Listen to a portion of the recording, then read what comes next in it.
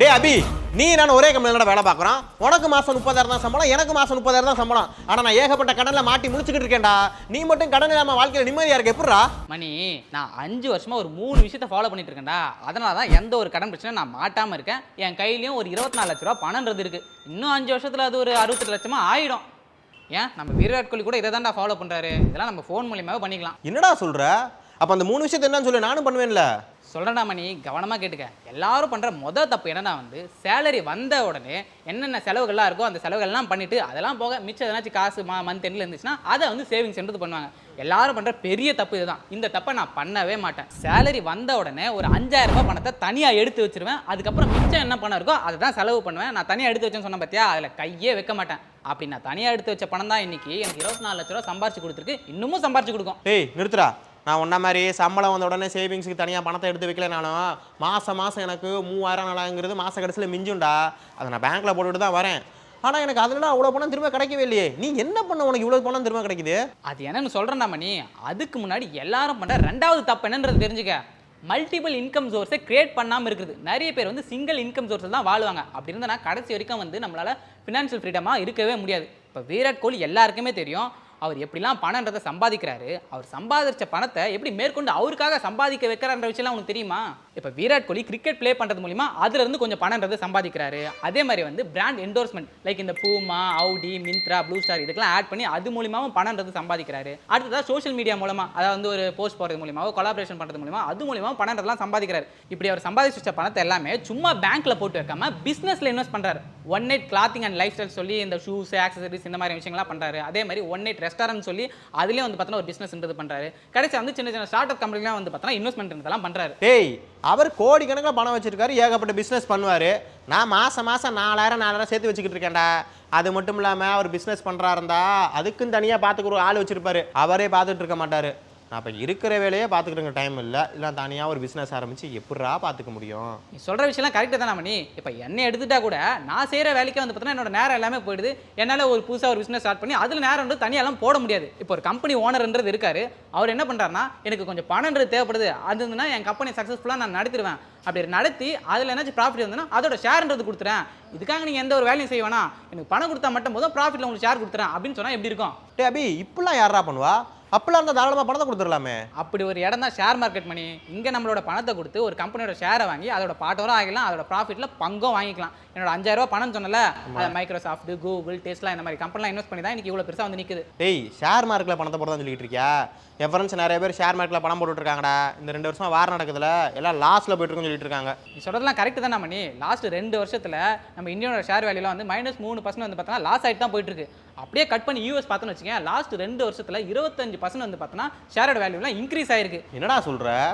ஆமாண்டா மணி, உனக்கு ப்ரூஃபோடே சொல்கிறேன் நான். இப்போ நம்ம இந்தியாவில் எப்படி நிஃப்டி 50 இருக்கோ அதே மாதிரி யூஎஸில் S&P 500 சொல்லி இருக்குது. இப்போ நம்ம நிஃப்டி 50 லாஸ்ட் 1 இயர் பர்ஃபார்மன்ஸ் எடுத்து பார்த்தோன்னா -3% லாஸ்ட்டில் போயிட்டு இருக்கு. அதாவது 1 லட்ச ரூபா நீ போட்டுருந்தா 97,000 தான் உங்க கையில் இருக்கும், 3,000 பார்த்தோன்னா லாஸ்ட்டில் போயிட்டு இருக்கு. அதே பணத்தை யூஎஸ்ல இருக்க S&P 500 நீ இன்வெஸ்ட் பண்ணியிருந்தா 25% இருந்ததுன்னா ப்ராஃபிட்ன்றது கிடைச்சிருக்கும். அதாவது 1 லட்ச ரூபா இன்வெஸ்ட் பண்ணினா 1,25,000 உனக்கு ப்ராஃபிட்ன்றது கிடைச்சிருக்கும். இந்த இன்வெஸ்ட்மெண்ட்டை பொறுத்த வரைக்கும் எப்பவுமே ஃபியூச்சரிஸ்டிக்காக தான் யோசிக்கணும். இப்போ ஏலாம் பயங்கரமாக பூம் ஆகிட்டு இருக்கு. ஃபியூச்சர்லாம் நல்லா டெக் கம்பெனிஸ் தான் நல்லா வளரும். இப்போ கூகுள், டெஸ்லா, மைக்ரோசாஃப்ட் இந்த மாதிரியான கம்பெனிஸ்லாம் ஃபியூச்சர்லாம் நல்ல லாபம் தரது நிறையவே வாய்ப்புன்றதெல்லாம் இருக்குது. ஒரு எக்ஸாம்பிளோட சொல்லுவோமே, NVIDIA இருக்குது. அதோட லாஸ்ட் 10 இயர்ஸ் பர்ஃபார்மன்ஸ் பார்த்தோன்னா பயங்கரமாக இருக்குது. கிட்டத்தட்ட 330 மடங்கு ப்ராஃபிட்ன்றது கொடுத்துருக்கு. நீ 1 லட்ச ரூபா இன்வெஸ்ட் பண்ணியிருந்தா 3.3 crores பார்த்தோன்னா உன் கை கிடைச்சிருக்கும் 10 வருஷத்துலயாடா?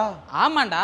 அதே போல் இப்போ ரீசெண்டாக ஷேர்ஸில் சேர்க்கப்பட்ட SpaceX பார்த்தோன்னா பீப்புள் எல்லாமே இன்ட்ரெஸ்ட் எடுத்து வாங்கி அதோட ஷேர் வேல்யூ 50% இன்க்ரீஸ் ஆகிடுச்சு. இப்போ இந்த US ஸ்டாக் பிளாட்ஃபார்ம்லாம் இருக்குல்ல பார்த்தியா, அதெல்லாம் நம்ம இந்தியர்கள் பார்த்தோன்னா 20% பேர் SpaceXல தான் இன்வெஸ்ட் பண்ணுறது பண்ணிட்டு இருக்காங்களா. இதே போல் இன்னும் சில டெக் கம்பெனிஸ்லாம் கூட நல்ல ப்ராஃபிட்லாம் கொடுத்துட்டு இருக்கு. என்னடா சொல்கிற அபி? நீ சொல்கிறலாம் பார்த்தா கொள்ள லாபம் பார்த்துருக்கலாம் போலே. அப்போ இந்தியன் ஷேர்லாம் வாங்குறது வேஸ்ட்டா? அப்படிலாம் இல்லைடா மணி. இப்போ இந்தியாவோட ஷேர்ஸ் தான் லாஸ்ட்டில் போயிட்டு இருக்கு. ஆனால் ஃபியூச்சரில் கண்டிப்பாக ப்ராஃபிட்ன்றதெல்லாம் கொடுக்கும். ஒரு சேஃப்டிக்காக டைவர்சிஃபிகேஷன் பண்ணுறது நல்லதுன்னு சொல்கிறேன். இப்போ நம்ம இந்தியாவிலே ஒரு ஸ்டாக்ன்றது வாங்குறோம் வச்சுக்கேன், நம்மளோட மொத்த பணத்தை அதிலே போட்டோன்னா சப்போஸ் அது லாஸ் ஆயிடுச்சுன்னா நம்மளோட மொத்த பணமும் போன மாதிரி. அப்படி இல்லாமல் நம்மளோட பணத்தை வேறு ஸ்டாக்கில் மாற்றி போட்டுனா சப்போஸ் ஒன்று லாஸ் ஆனாலும் இன்னொன்று ப்ராஃபிட் எடுத்து கொடுத்துரும். ஸோ இந்த மாதிரி டைவர்சிஃபிகேஷன் பண்ணுறது மூலிமா நம்ம லாஸ்லேருந்து தப்பிக்கலாம். இப்போ ஒட்டுமொத்தமாக இந்தியாவே லாஸ் ஆயிடுச்சுன்னா அப்போ நமக்கு பெருசாக லாஸ்ன்றது தானே ஆகும். அந்த மாதிரி சமயத்தில் நம்மளோட கொஞ்சம் பணத்தை யூஎஸ் மாதிரியான கண்ட்ரியில் டைவர்சிஃபிகேஷன் பண்ணி போட்டேன்னு வச்சுக்கேன், அப்புறம் இங்கே லாஸ் ஆனாலும் பார்த்தோன்னா அங்கே ப்ராஃபிட் இருந்து கொடுக்கும், நமக்கு ஒரு மாதிரி டேலின்றது ஆகும். இதே மாதிரி தான் யூஎஸ்ல இருக்க பீப்புள் கூட அவங்களோட பணத்தை டைவர்சிஃபிகேஷன் பண்ணுன்றதுக்காக India, China, Taiwan, south Korea இந்த மாதிரி கண்ட்ரீஸ்லாம் வந்து பார்த்தீங்கன்னா இன்வெஸ்ட்மெண்ட்லாம் பண்ணுவாங்க. சேராபி இப்போ யூஎஸ் ஷேர்லலாம் பணம் போடணும் அப்படின்னா அதுக்கு நிறைய ப்ரொசீஜர் பண்ணணும்ல. நீ சொல்கிறதெல்லாம் கரெக்டு தான் மணி. யூஎஸ்ல ஷேர்ஸ் வாங்கினா அதுக்குன்னு இன்டர்நேஷனல் ப்ரோக்கர்ஸை தேடணும், அதே மாதிரி பேங்க்கில் ஃபாரின் ரெமிடன்ஸ் பண்ணணும், ஏகப்பட்ட டாக்குமெண்ட் சப்மிட் பண்ணணும். அப்புறம் அங்கே ஒரு ஷேர் வாங்கினா அதுக்குன்னு கட்டக்கூடிய மினிமம் அமௌண்ட்டு ரொம்ப பெருசாக இருக்கும். ஆனால் இது எல்லாமே 10-15 வருஷத்துக்கு முன்னாடி. ஆனால் இப்போ இண்டு மணின்னு ஒரு அப்ளிகேஷன் இருக்குது. குஜராத்தில் இருக்க GIFT சிட்டி வழியாக செயல்படுற ஒரு லைசன்ஸ்டு புரோக்கர் இவங்க. இந்தியாவோட IFSCA இருக்குன்னு ஒரு அமைப்பு இருக்குது. அதுதான் வந்து இதெல்லாம் ரெகுலேட் பண்ணுது. இப்போ உன்னோட KYC எல்லாமே இந்தியாவில் தான் கம்ப்ளீட் ஆகும். உன்னோட பணம் வந்து பார்த்தோன்னா இதுக்கு தான் ரன் ஆகும். நீ ஃபாரின்லேயே இன்வெஸ்ட் பண்ணாலும் அது எல்லாமே வந்து பார்த்தோன்னா இந்தியன் கவர்மெண்ட்ஸ் வந்து கண்காணிச்சுக்கிட்டே இருப்பாங்க. அதனால தான் நிறைய பேர் வந்து இதை ட்ரஸ்ட் பண்ணுறாங்க. இப்போ இது சேஃபானதும் கூட. அதே போல் US ஸ்டாக்ஸில் ஃப்ராக்ஷன் இன்வெஸ்டிங்கும் பண்ணிக்கலாம்.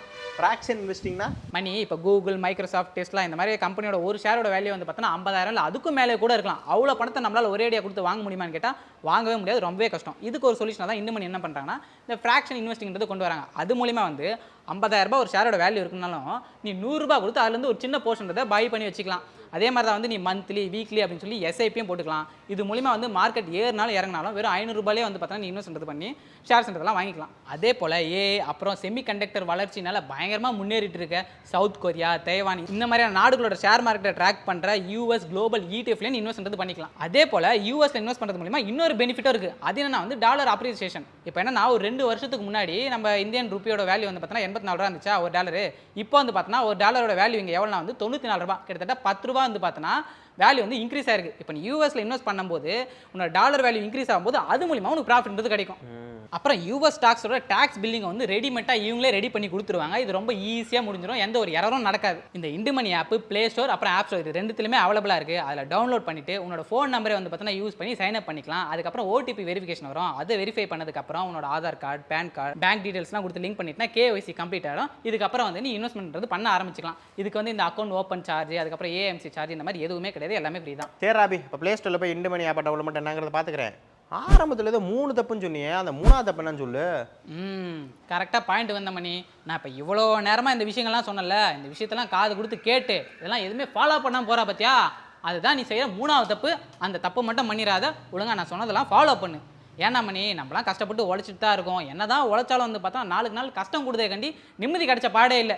நம்ம ஏதாச்சும் வந்து ரிஸ்க் எடுத்தால் தான் வாழ்க்கையில் ஏதாச்சும் ஒரு விஷயம் நடக்கும். இப்போ நம்ம சம்பாதிக்கிற பணத்தெல்லாம் சும்மா சேவிங்ஸ் பண்ணி வைக்கிறது மூலிமா அதனால் நமக்கு எந்த ஒரு ப்ராஃபிட்டுமே கிடைக்க போகிறதில்ல. முடிஞ்ச அளவுக்கு நம்ம பணத்தை பெருக்க தான் பார்க்கணும். எப்போவுமே பெரிய ஆட்கள் எல்லாமே ஒரு விஷயம் சொல்லுவாங்க, நம்ம கஷ்டப்பட்டு வேலை செஞ்சு பணத்தை சம்பாதிக்கிறோம், அந்த பணம் எப்போ நமக்காக உழைச்சி பணத்தை தருதோ அப்போ தான் நம்ம லைஃப்பில் ஃபினான்ஷியல் ஃப்ரீடமாக இருக்க முடியும், சந்தோஷமாக வாழ முடியும்னு சொல்லுவாங்க. அதனால் முடிஞ்ச அளவுக்கு நம்மளோட பணத்தை நமக்காக வேலை செய்ய வைக்கிறதுக்கான வேலைகள்லாம் பார்க்கணும். இந்த மாதிரி சின்ன சின்ன ரிஸ்க் எடுத்தால் தான் ப்ராஃபிட்ன்றதெல்லாம் கிடைக்கணும் மணி. நீ சொல்கிறலாம் கரெக்டாக தான் அம்பி. ரிஸ்க் எடுத்தால் தான் லைஃப்பில் ஏதாச்சும் நல்லது நடக்கும் நமக்கு. அதுதான் மணி. அது சரி, காசு மேலே காசு வந்தே கொட்டுகிற நேரம் இதே.